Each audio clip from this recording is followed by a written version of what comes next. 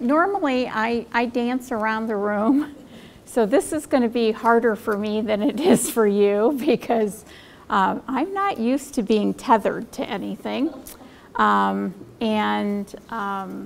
So we'll see how this goes, but I'm a certified volunteer Life Reimagined trainer. I've been working with the program for about 3 years.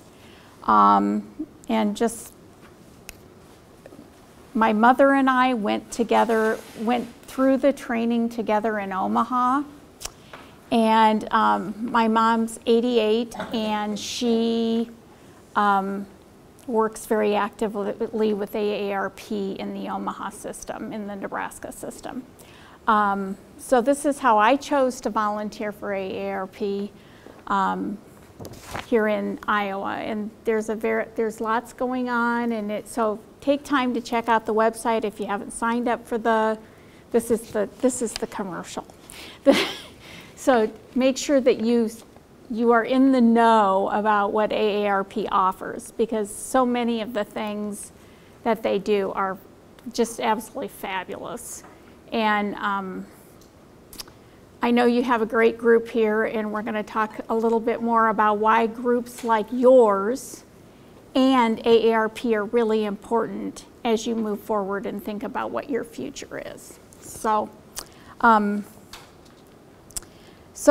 one of the things that I just was talking about in the last couple of days was the fact that we do all sorts of checkups for everybody. I mean, we get a checkup for our car, we get a checkup at the dentist, we go to the doctor, we do all these checkups, but we don't often stop and think about checkups for our life and where we are. Some people use a bucket list as a way of their guidepost for checkups, but what I'm proposing today with working through the book, and this is a book that you'll be able to take with you and refer to, it's your own journey, you don't share it with anybody unless you want to, is this Life Reimagined checkup. And you know, there's always time to reconvene, redirect at any time during your path. So today really what we're going to do is stop all the busyness and think a little bit about what it is we want and what we want to achieve that we haven't already. And so we really talk about what's next during this session.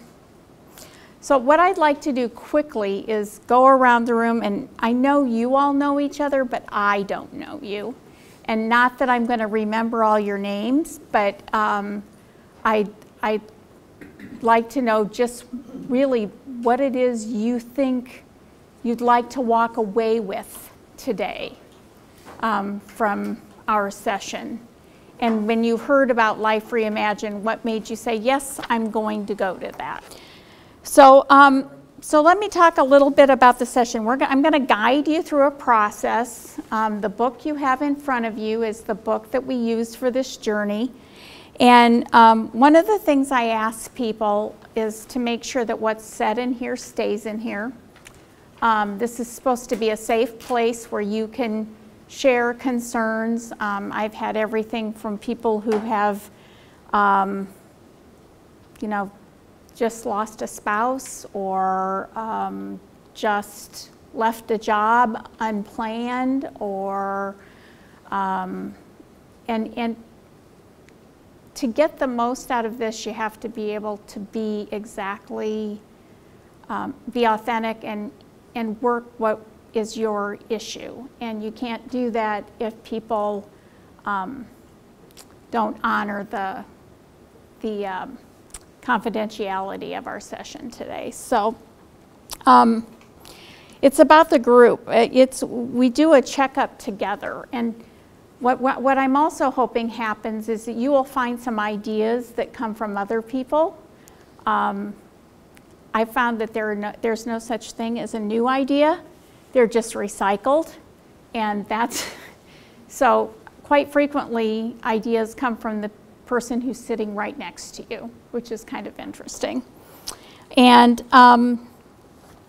so what I'd like to do right now, we learn through stories, and what I'd like to do is share one person's story of how they actually focused and changed their life through kind of the process we're talking about called Life Reimagined. So I hope you'll enjoy this. This happens to be my favorite one, so that's why I'm showing it. And there's a whole bunch of these on the AARP website if you want to see others.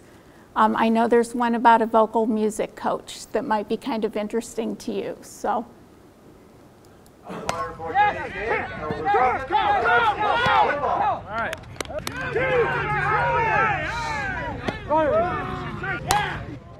There's something about baseball.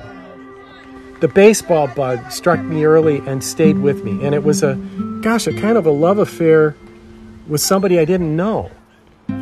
When I was growing up, the fight with my parents was I wanted to go out and play, and they wanted me to stay inside and do homework. My dad didn't do anything to encourage sports, and I was afraid on every level. I was afraid of getting hurt. I was afraid of making a fool of myself. I was afraid of angering my dad and all those things. But it was deep in me, and it was something that was almost religious. And by high school, I would ride my bike to the field at night to watch the guys play softball. It was that you could see the connection they had to have with each other in order for it to work. But I never thought of it as something I would do myself.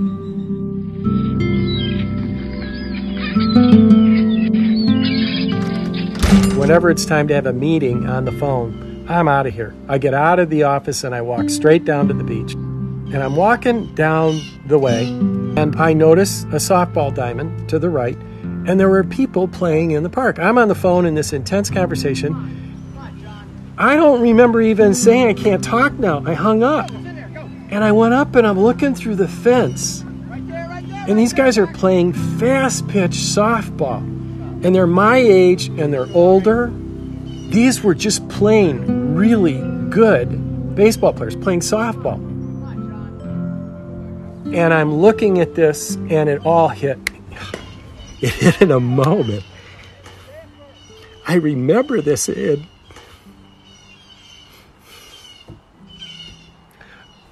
I'm looking through the fence, and I'm seeing something I could really love. And the funniest thing about it was the question about whether or not I could do it never came to me.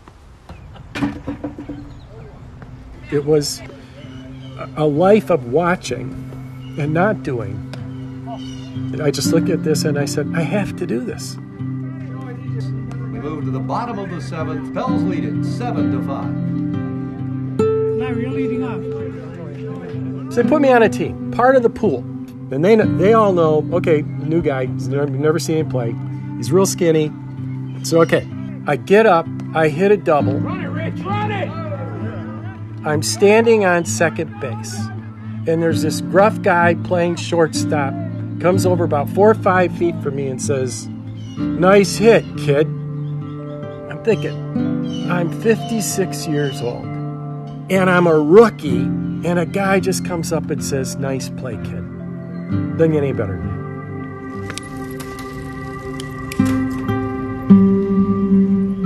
that. I play softball between 9 and 11. On Monday, Wednesday, and Friday. How's that for a priority? How's that for pushing balance in life to say there are things that are more important than just work? It is reformulating my life in a lot of ways. At this age, I can do a lot more than I thought I could do.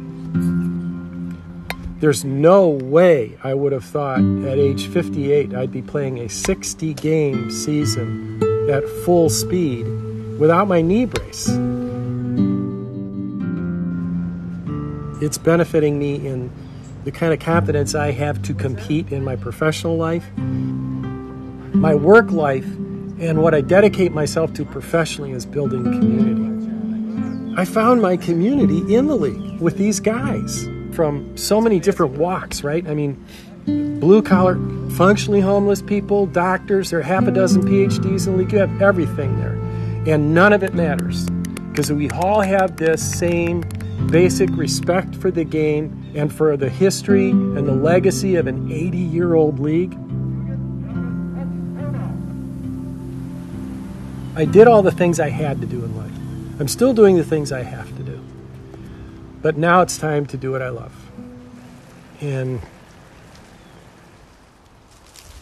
that's what allowed me to see through the fence.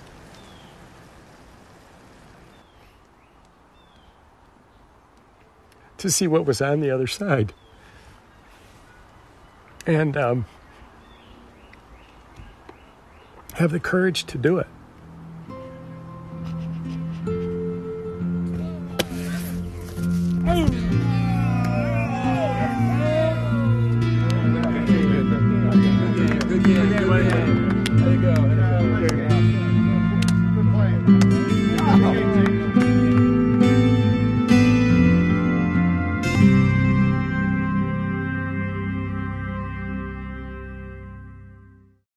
So we talk about what we're about to go through is something that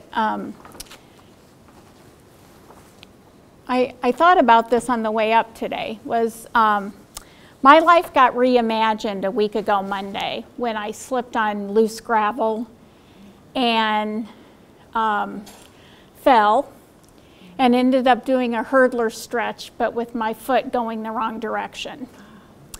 And that was on Labor Day. And what has happened in the days since then has been, are things that I thought I would not think about ever for at least another 30 years. So what we're doing today is an opportunity to think about things before you have to think about them. So I encourage you, in the time that we have, we'll go as quickly as possible, but this is something you can come back to. And I encourage you to do that, especially if you're a couple, because I think it's important that everybody's on the same page about what's important right now. So what I'd like to do is ask, was there anybody who looked at this video and said, wow, there's something in my life that's a lot like his? Well, in the back of the book, there are more stories that you can read at your leisure like these. And there are also some on the AARP website. And some of them are fascinating. Everything from people who were never allowed to touch the stove, turning into bakers and starting businesses with their retired friends. Just all sorts of really cool stories about how people have found something else they want to do. And often it's other people from the outside would call it work, but most of these people are actually calling it their passion. They're doing it because they want to, not because they have to. So with that, let's switch gears and think back about your own life. So if you would go to page 2 in the book. It's this green page. And you know, nobody goes from point A to point B anymore. Very rarely. So if you would fill in the box at the bottom where it says the year I was born, and at the top, the year you expect to live, 2. It feels kind of strange to do this, but I think often what it helps people do is put in perspective is that time is not infinite. Like me a week ago with my, oh, I won't worry about living in a place that doesn't have 20 steps. You know, I wasn't going to worry about that for another 15 years. Well, a week ago, suddenly I'm now worried about it. And how I get up and down the steps to leave my apartment. It's kind of interesting. And then number 3, mark where you are on the path the road, if you will.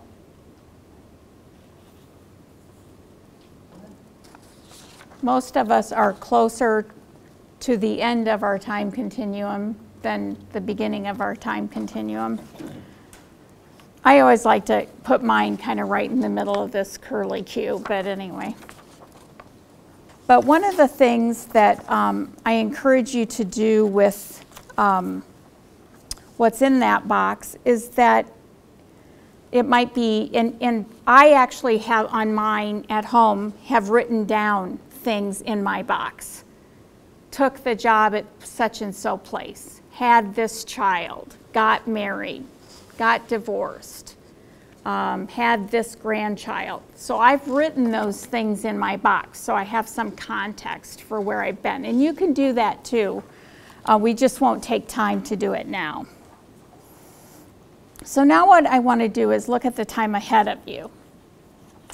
And that's really why you're here today, because from where you are,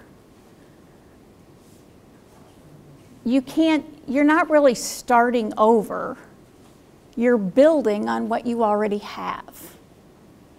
And very few people at the age of 50, 55, 60, 65 say, you know what?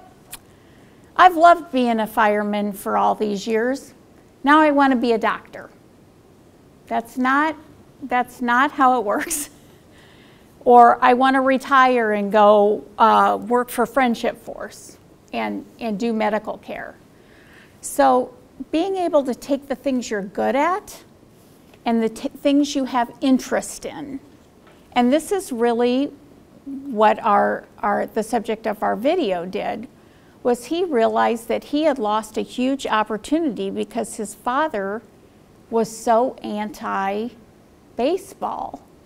that he never even really visited that. And he still had that passion inside. What have you done well? What do you like doing? I think we often focus on what we don't do well. We don't talk about what we do well. So take a minute right now, and on page 3, I'm going to have you do this. It's a little off script, but write down 3 things that you really like to do.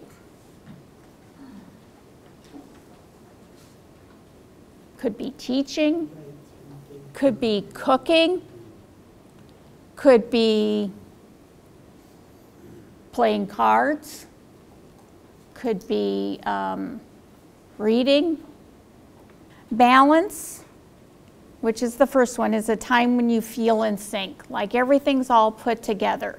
And this is a repeat cycle. You don't just do it the day you suddenly retire from a job. You keep redoing it.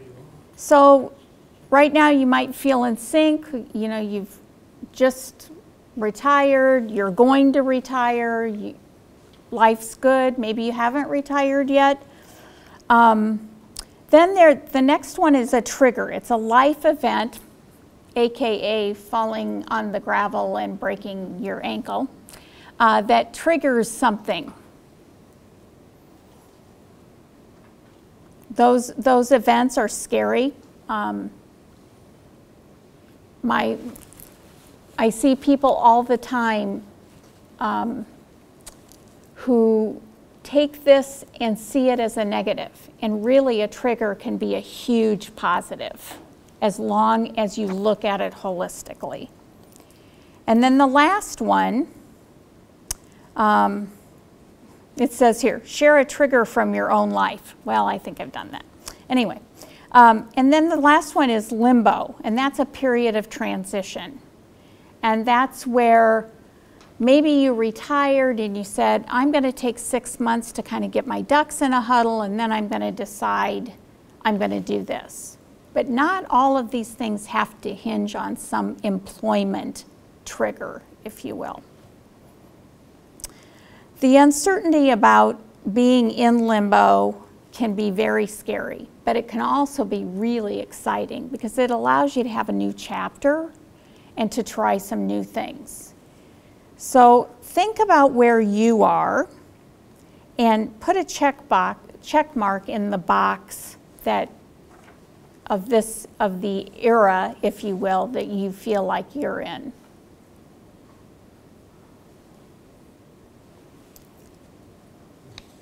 And it's okay to mark more than one, because you may be in limbo at work, but not in your social life, or there may be some health trigger. I mean, you could conceivably be in more than one box.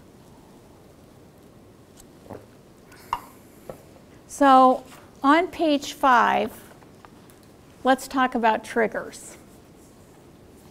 Because generally, people look at triggers as something that's done to them rather than something they get to choose. And if you can turn that around a little bit, it will help with finding opportunities out of those. So take a moment and write down some things you may have experienced as a past trigger. In his case, it was that he rode by a ballpark and saw men his age playing a game that he thought long ago he had lost the opportunity. But triggers can be, I'll tell you what's on my list of triggers. For example, on my list of triggers, I have 3 or 4. One is parents that suddenly needed care. I thought my parents were going to live forever. I'm 60, and they now need my help. That was a trigger for me. Breaking my ankle was a trigger. Getting divorced was a trigger. Having children leave home and go to college, and you're now no longer empty, you're an empty nester. And in some cases, they've come back and they leave again, and again, and again. So, so far that hasn't happened to me, but I'm sure it's going to. But for me, those things were a trigger. So does everybody feel like they know what a trigger is that might, and generally they're things that you don't control. So how do you create a life that you want, but be ready for when those triggers come back to roost, if you will? Normally this session runs about 2 hours. So you're getting the abbreviated and one-legged version today. So, on page 6 and 7, one of the things we encourage people to think about is when you had those triggers in your past life, what got you through that? What was helpful to you? And we're going to talk about some more of those things as we go forward. But, and then on page 7, I encourage you to talk about the most important things in your life, write them down, the talents and skills you've always been able to count on that are your own, that you don't depend on anybody else for. In my case, one of my triggers was I actually lost my job. At 58. And when I lost my job, one of the talents that helped me get through that was the fact that I'd already been very thrifty, and that I knew how to use coupons and go to Walmart, and it wasn't necessarily what I wanted to do, but I was able to change my lifestyle in such a way that I could live through that trigger. So think about, we all rise to the occasion, and we don't very often give ourselves credit for rising to the occasion. So, and we're going to talk about looking forward, and this is the most important part, so that's why I want to move ahead. Okay, so on page 8, think about a time ahead on your life path. As you do that, there are ideas and thoughts and dreams. They can be big, they can be small. For example, maybe you want to start a new job, start your own company, eat healthier, finally organize the garage is a very, we do surveys of these things, that's a very positive one. You know, I'm always going to do the garage someday. Find time for yourself to do something that maybe you haven't done for a long time, like our friend who decided he was going to play softball from 9 to 11, Monday, Wednesday, and Friday. And I'm going to guess he never missed a game. That's just my guess. But so we have provided a few thought starters on this sheet. So if you'll take them, you know, you can cross some of them out. Am I on the right page? I hope so. Okay. So, so take a minute and just write down one thing in each box. Something I could add to my life is. Now, one of the things we do as human beings, and this is not just people of our age, as human beings, we believe we can do it all. So we believe that when we add something to our life, we can just add it and we never have to take anything out. So what you might do in parens, just past what you would like to add to your life, is what you would stop doing to make time for that instead of making yourself crazy. And then the second thing is, I wish I. Is there something that you wish you would do, could do? It might be on your bucket list. I have kind of an interesting bucket list. One of the things I want to do on my bucket list is learn how to make cannoli. So what stops me from learning how to make cannoli? Nothing. But it's on a list, and someday when I say, I've got time to work on my bucket list, I'm going to make cannoli. So take a minute and write down just one thing. You can add more later. And look at the boxes that also say, I always wanted to try something. Looking forward, I plan to do X. Now, why are we writing these things down? If you write down goals, plans, aspirations, and visions for yourself, you are more than 50% more likely to even accomplish them. That doesn't mean you have to have a to-do list every day. It just means that sometimes we get caught up so much in day-to-day that you forget you've made this promise to yourself. You know what? I'd like to go to a show at the Civic Center in Des Moines. Well, the days go by, the days go by, the days go by, we don't get there. I'd like to go to something at Iowa State. The days go by, the days go. So by having things written down, you're more likely to accomplish them. I have my sheet, this spread is actually on my refrigerator. My filled out spread is on my refrigerator. My 18-year-old son calls it my what I'm going to do when I'm old list, which I find very humorous because what he doesn't get is I've already arrived. But anyway, so continue to write here, and you know, there's no wrong answers here. There's no right answers here. Please take time to go back and spend time digging deeper. One of the things that I have used is on lifereimagined.org. There are a bunch of different lists of things that you can just access. It's all free. You don't have to, I don't think you even have to register for the site. But there are all these ideas of different things. Sometimes there are things that we forget. One of the things that I know is that I've always wanted to learn how to change a flat tire. And I've managed to not ever have to do that thanks to AAA. But that's something I would like to be able to do myself. So I'm actually going to a class in 2 Saturdays where I'm going to learn how to do that and change the oil and all of this in my car.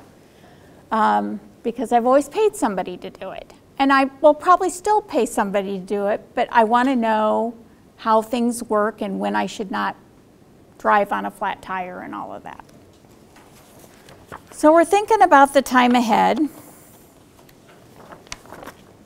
And you have all these different parts to your life. Studies show that when you think about a goal or an idea, as we talked about, you're less likely to reach it if you haven't written it down. So using page 10, your game plan.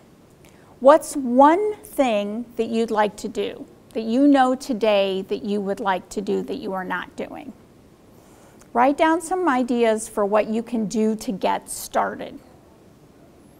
And then think about the obstacles that stand in your way. The sooner you identify and become aware of obstacles, maybe it's money, maybe it's time, the better prepared you can be to overcome those obstacles. So think about one thing.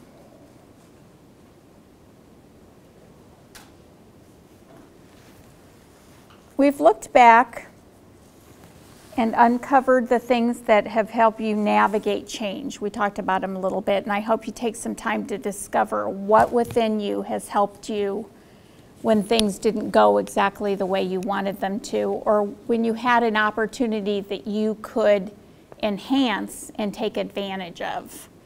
I lost my job. I took the advantage of that opportunity and spent a year teaching at Iowa State. I had always wanted to be a college professor. And after 1 year, I don't care if I ever step foot in an undergraduate classroom again. It was a great opportunity, though, for me to find out whether it was, I had this romantic idea in my head that teaching was wonderful and students listened and they did their homework and their parents didn't call you in the middle of the night to complain about their grade.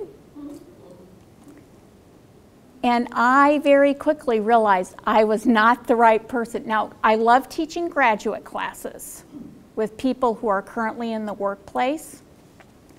But undergraduates, I wanted so badly to say what I thought, and you can't do that.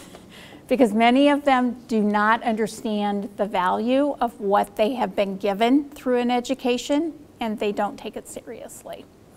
So my opportunity was from that to learn that I really should not be an undergraduate college teacher. So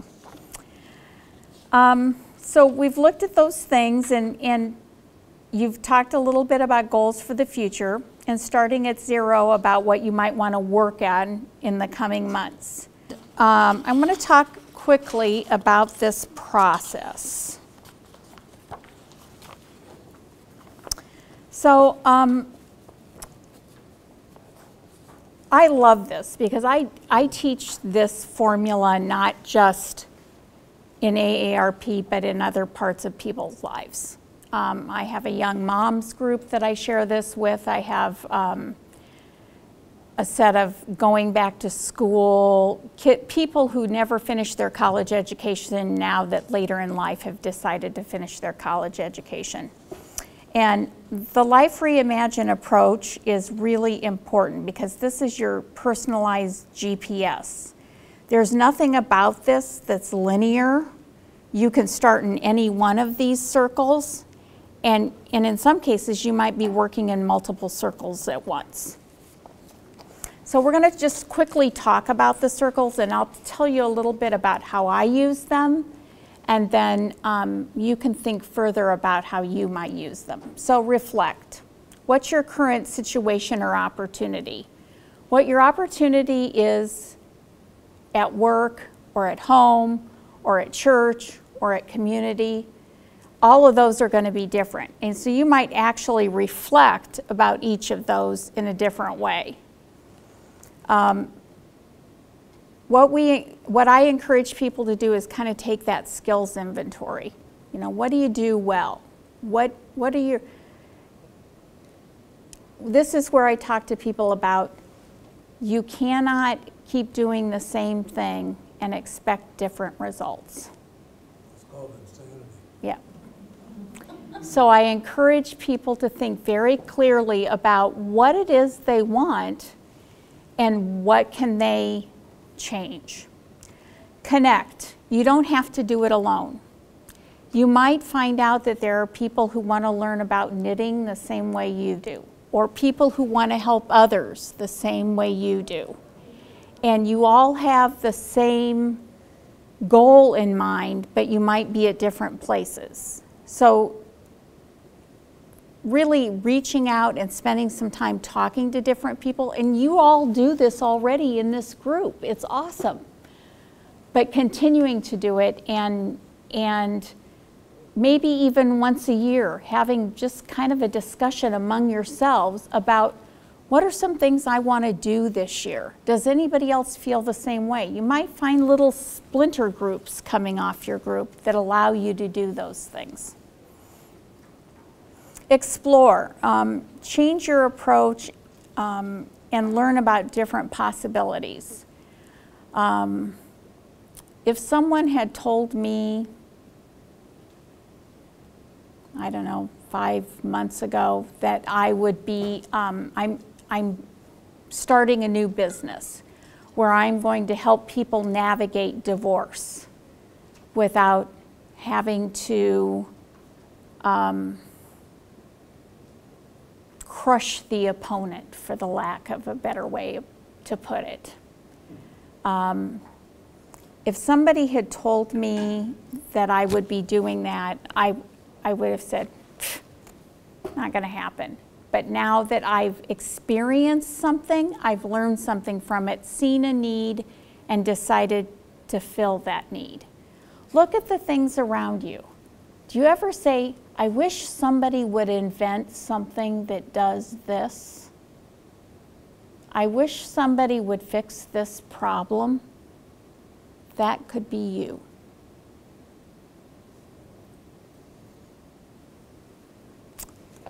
Choose. Commit to making a change. This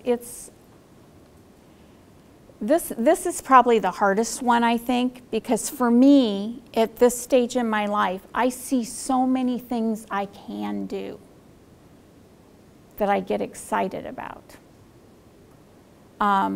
It's often like, oh, shiny object, oh, shiny object. Okay, so really spending time, weighing your options, deciding what you can afford to do, what you have the energy to do, and how it supports your passion. A lot of us have family. We want to spend time with our grandkids. We want to spend time with our parents. Not taking off more than you can chew, but finding the things that work well within what you already have prioritized for your life. Repack. What are the necessary trade-offs? And there are trade-offs. And as I said before, what would I like to add to my life? Generally, my rule of thumb now is if I add something, I have to stop doing something. Otherwise, I'm crazy. There's only 168 hours in the week. And I don't really want to do things at 3 a.m. anymore like I did in college. So being able to look at those trade-offs and say, if I'm going to do this, here's what I'm willing to give up. In his case, he really didn't have to give anything up. He just had to put himself out there. And then the last is mindset. Believing you can do it. And I think that's the baseball story really brings home the fact that here's a guy who at 57 years old walked out on a field and hit a baseball for the first time in his life. And somebody said to him, way to go, good hit. That had to be absolutely, I would have been petrified. Of course, I'm petrified of baseballs anyway. But so these are different things that you need to think about as you work towards your your possibilities going forward. I'm going to briefly talk about this.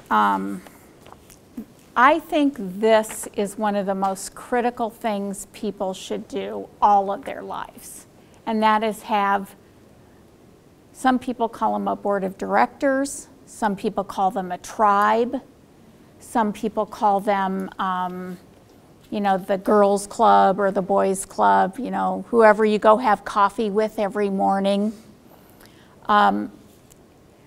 As you think about what you want to do in the future, what's important is to determine who do you want to do it with. And if you're not doing it with somebody, who do you want to have in your, know has your back? Who will that be? So in this case, they've said, put down the names of some people that you would consider to be your sounding board. Now, if I'm working on starting a nonprofit, I want an attorney, I want an accountant, I want somebody who knows nonprofit law, maybe I want a fundraiser person. If I'm trying to determine how I'm going to spend my time giving to others, I might want my best friend that I have coffee with every morning to say, okay, this is what I'm thinking, and say to that friend, do you think that's doable? And if they say, well, there's 24 hours in the day and you are now up at 29. So by having someone who you know will tell you the truth about whatever it is you're working on, you're going to get feedback that will help you. And I think what's important is that you don't take it as criticism. It's not, you ask them, you want their help.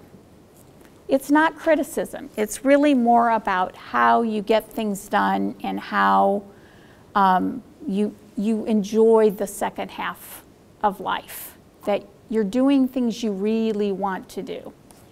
One of the things that became very obvious recently was I have planted a garden for 30 years because my grandmother planted a garden. And recently when I left my garden, when I moved, it was the one thing that I said, I will never do this again. It just, why did I do this? Because somebody told me I should. It wasn't something I enjoyed. And it actually took a friend saying, why are you worrying about taking hostas and stuff with you? You don't like gardening anyway. So it was that kind of awakening from somebody who's looking at from the outside in.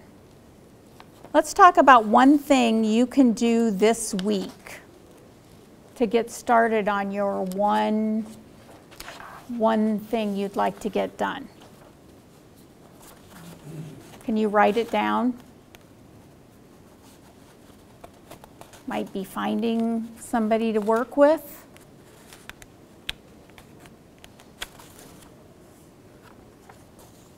And who would you reach out to have join your sounding board? And I encourage you to look outside who you normally work with. It's great to have the guys that we always have coffee with or the gals that we always play bridge with, but if you can find one new person, that may be where your next big idea is for what you'd like to do next. You have a great group here already that's a great resource. I think that's awesome. This group could be your board of directors already. You already have some great people. And the real question becomes, how well do you all know each other? You know? And we talked about obstacles. So what are those obstacles? And that may mean that you're not going to be teaching people how to run a marathon, but that doesn't mean that you can't be a coach for somebody who wants to run a marathon and talk to them about the mental part. There's always ways of doing things in degrees, if you will. So I'd encourage you, as you look at Life to Reimagine and what you intend to do going forward, more in the sense of what can I do, not what can't I do. And if you can only go this far, how do you make that work for you? If you can go all the way and help somebody with a marathon, that's great, but most of us can't, right? But I hope that you walk away from here with one idea for what you might do differently the minute you walk out this door. And if you have any questions, we'll be here for a couple of minutes breaking down. But again, thank you for inviting us to come and help your group, and thank you. And I want you to know, I'm proud to say that this is the first time I've ever presented on one leg.